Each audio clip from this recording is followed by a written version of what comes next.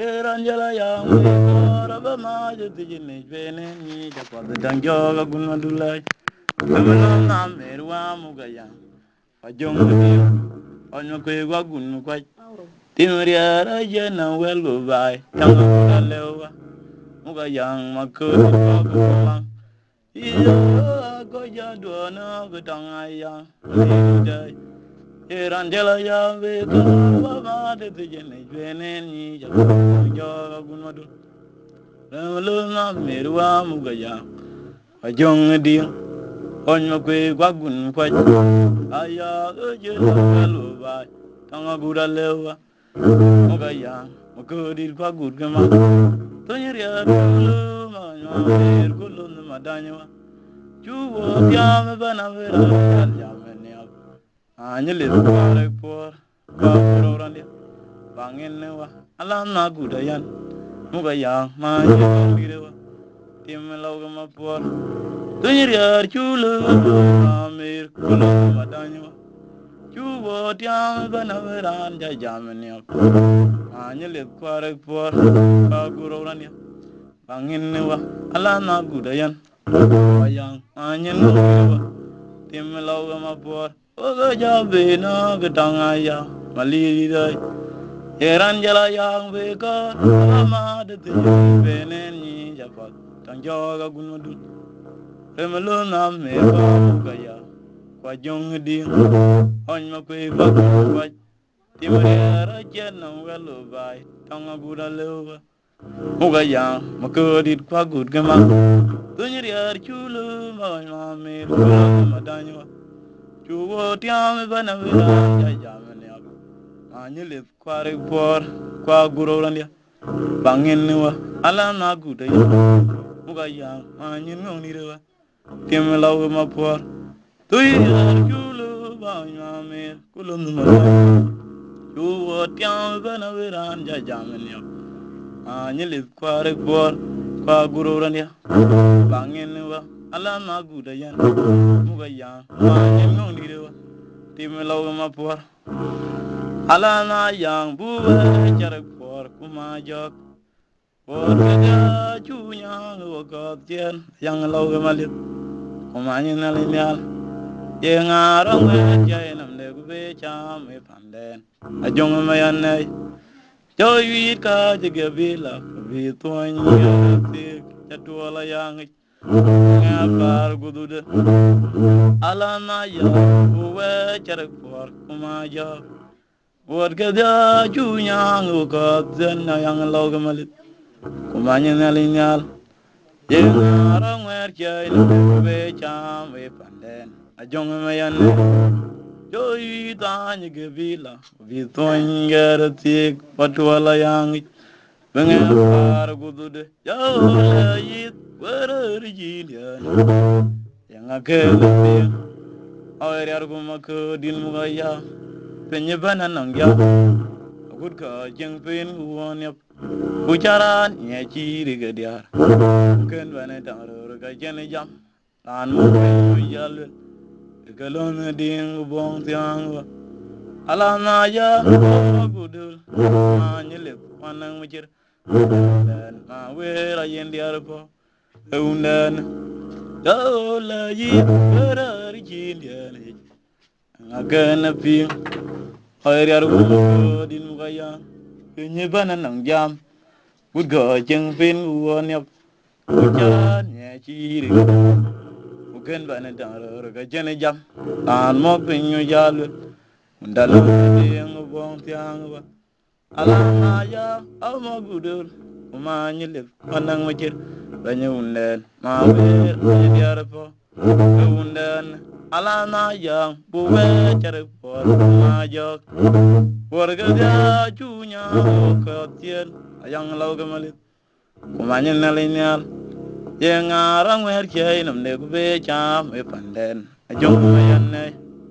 coy ka juga bila kubi tuan gerti jadwal yang Par Gudur, Yola,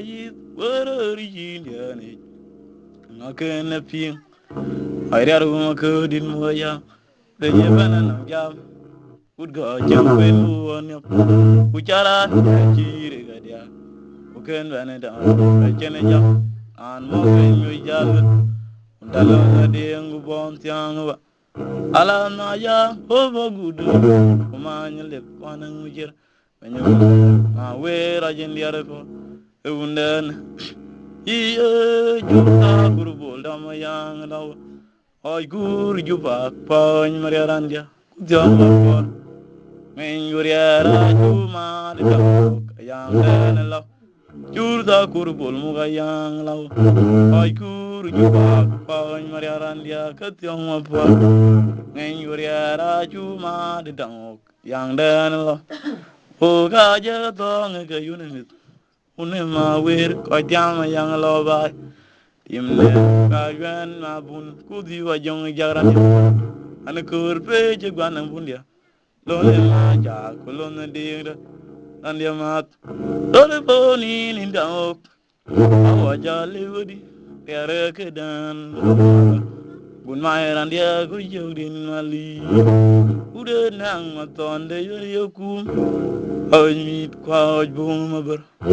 among tim den kun ma chedam lamde na beru miali rara wel dino tim den ga gudol lon di ore boni ni nau uin wa jale wedi riare ke den galon malwan pagun ma yawa bajodin mali ude nang maton da yen yoku on mit kwa bung ber among tim den kun ma chedam lamde na beru miali rara wel dino tim den ga gudol golon di oye jurda golda mayang la oy guru juba pa oy moyalia ketyong ma por ngoriera chuma de dang yang dan la da ga ye to ga yunen unem ma wer ko jam yang lo bai tim den ka yuen ma bu kudi wa jong jaran an kur pe je gwan rong di lone ma ja kulon di ran yama lone kur pe je gwan bun di lone ma ja kulon di ran yama roi boni ni dau yin wa ja le wodi yare ke da lone ma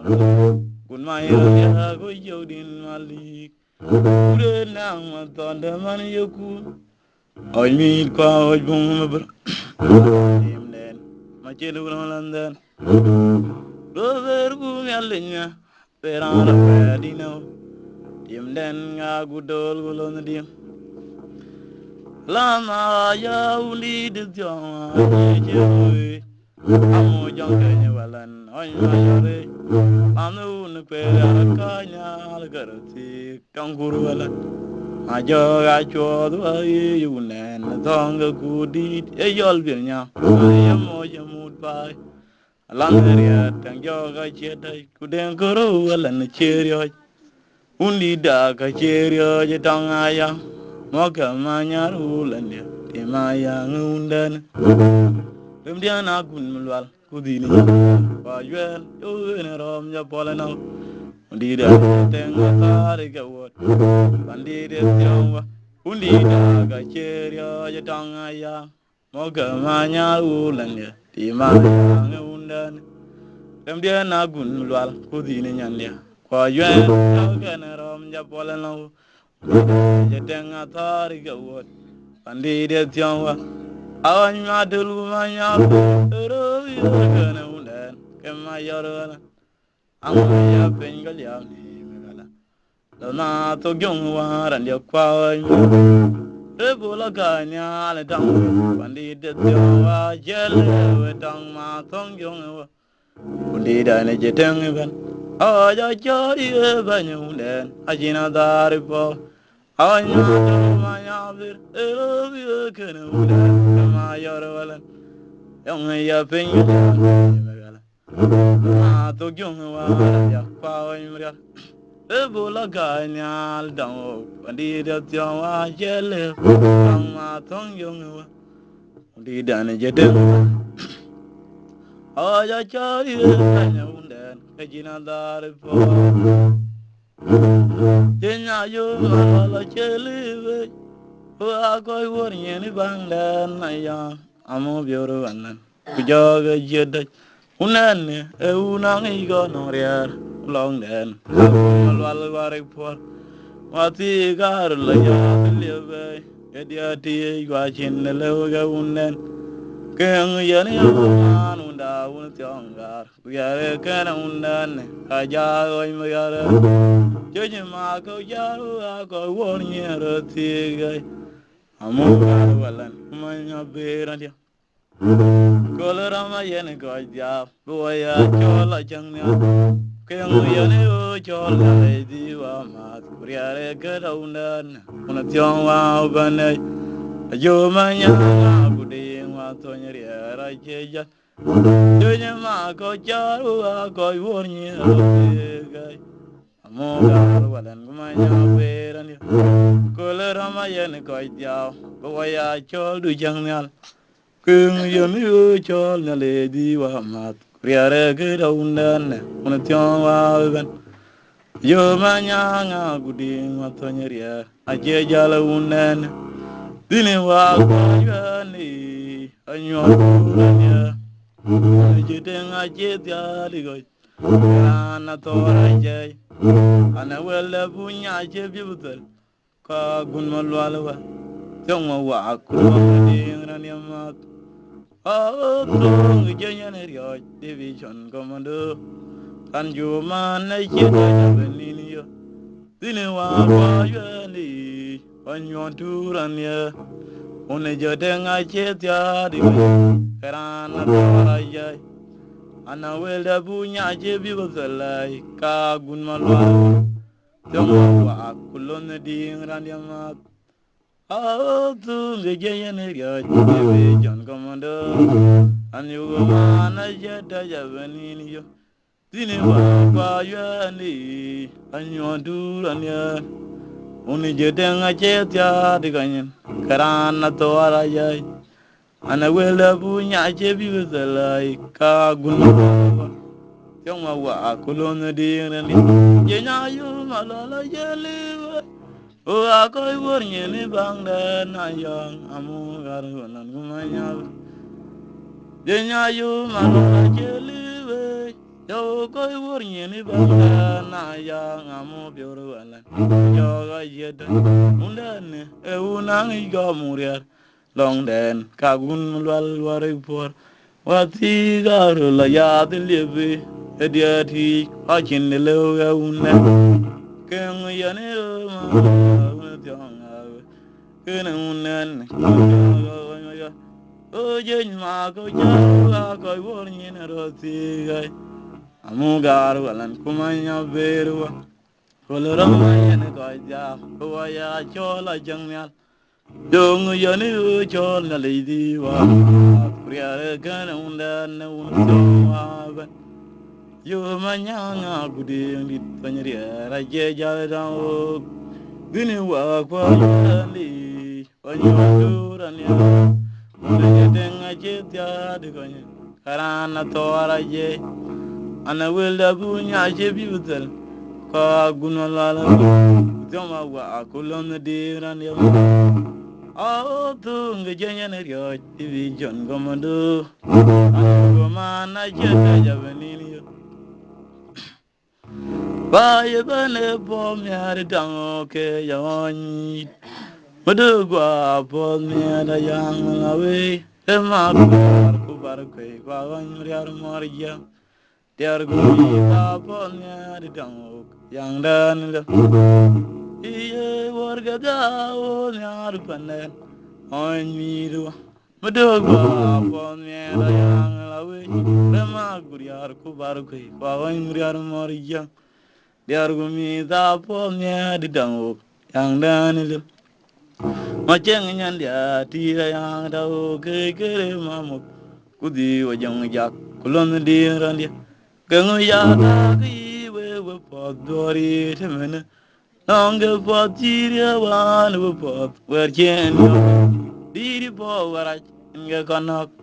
Nga jag maker kutyong. Dan ke du chen makari. Tunda je cher tu nyukir maya. Aje jala belad me adulagon. Yung ja dagi we pot dori temene. Nonge pot chiria wan we pot wer chen yo. Diri po warach nge konok. Nga jag maker kutyong mapodi. Unda ke du chen juk tari. Tunda je cher tu nyukir maya.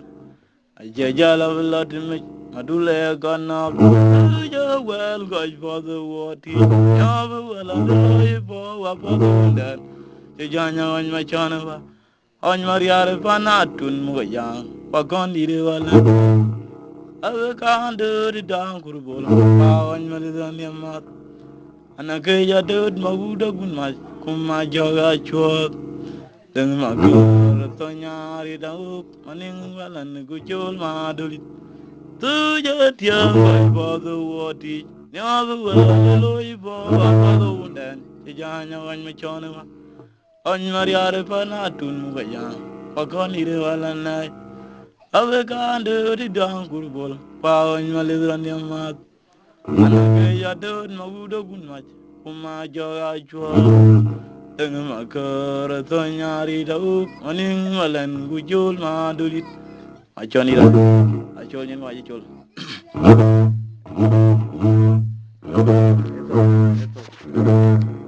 Acemi warin Bor Makuei.